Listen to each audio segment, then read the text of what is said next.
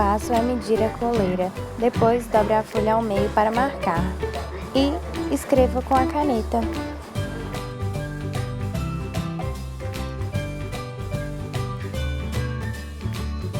Logo após, faça 2 triângulos encontrando nas linhas marcadas.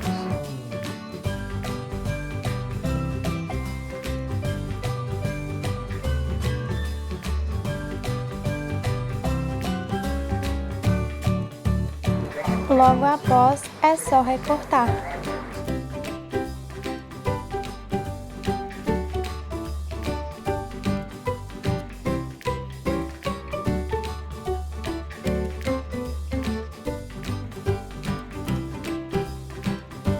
E marcar com a caneta no pano desejado para fazer a bandana.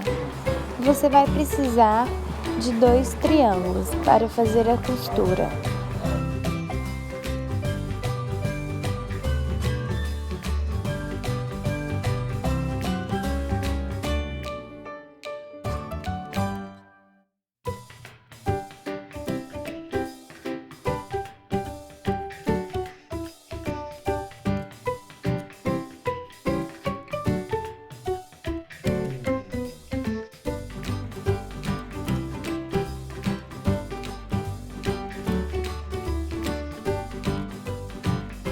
Depois de cortar os 2 triângulos, é só costurar as partes.